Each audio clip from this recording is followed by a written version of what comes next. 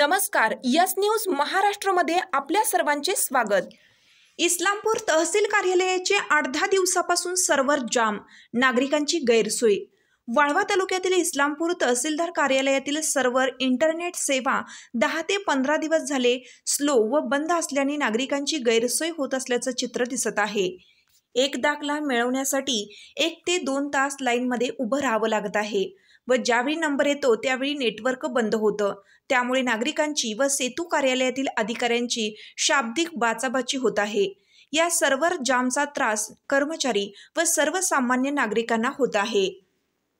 सद्यस्थितीस police भरती तसेच विविध शासकीय पदासाठी जाहिराती सुटलेल्या असल्याने संबंधित विद्यार्थी तसेच उमेदवार यांना दाखल्याबाबतची कागदपत्रे अपलोड करणं अडचणीचे येत आहे।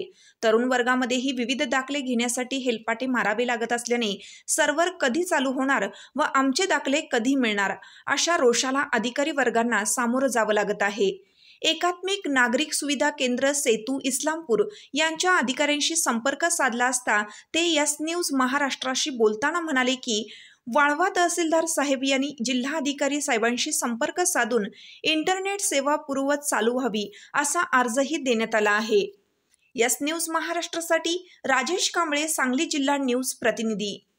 15 ते 20 दिवस झाले सर्व्हरचा प्रॉब्लेम असल्यामुळे लोकांना थोडा त्रास होतोय, पण आम्ही महायुती मुंबईला याबाबत सर्व सूचना दिलेल्या आहेत। त्याचबरोबर आमचे वरिष्ठ तहसीलदार यांनीही पत्र देऊन कलेक्टर साहेबांशी मार्गदर्शन मागितले याबाबत आणि त्या अनुषंगाने आम्ही सर्व्हर व्यवस्थित होण्याचा प्रयत्न करायला चालू आहोत।